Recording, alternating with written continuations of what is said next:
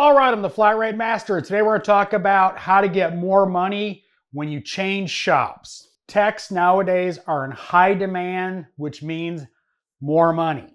It's a really important thing to think about when you're thinking about changing shops. Yes, there's some caveats to changing shops.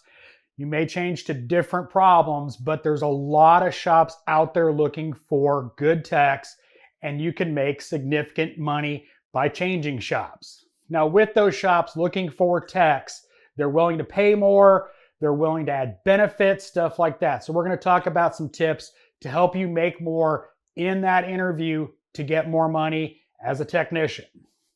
Now, I've talked about it many times.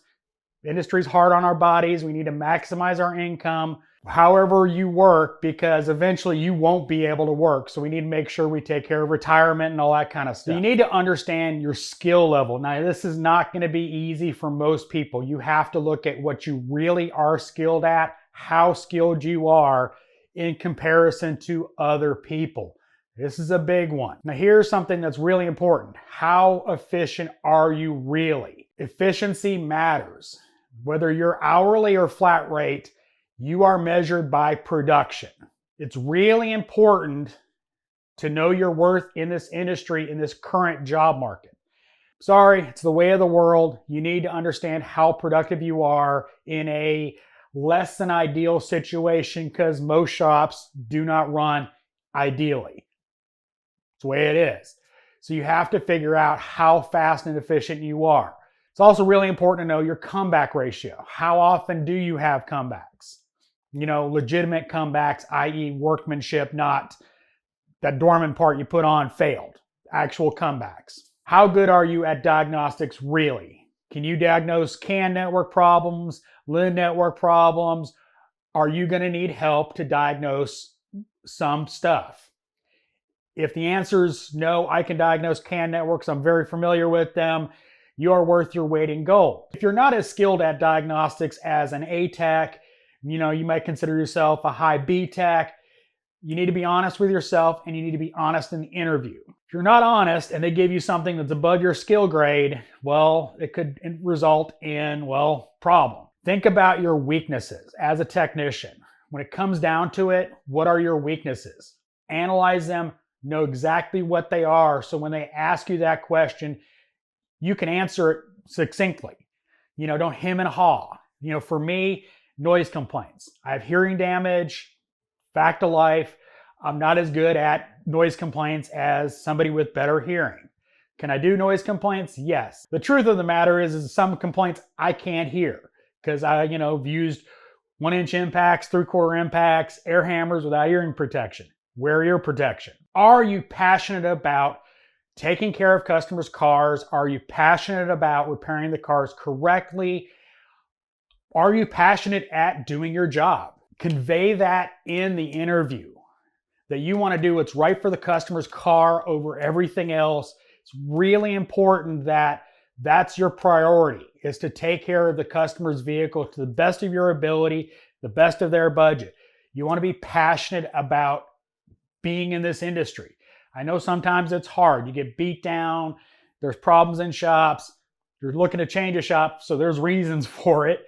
But you need to be passionate. You need to be excited about going in and fixing customers' cars right. Be passionate. You need to have a reason for wanting to change jobs. And money is not the best answer. It can be a reason, but it's not the best answer. You know, talk about the issues you're having in your current shop. Maybe it's environment. Maybe you work for an a-hole like me and just don't want to be there anymore. Maybe it's that you're running out of work constantly. You know, it's 3 o'clock and you're out of work. Yeah, you're hourly or flat rate or whatever. You're making good hours, but you want to take those last couple hours of the day and continue working.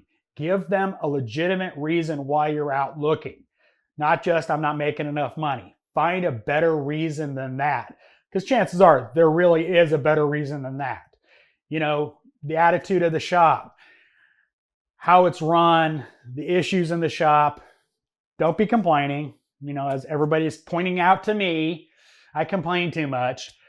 But figure out a legitimate reason why you really want to change shops.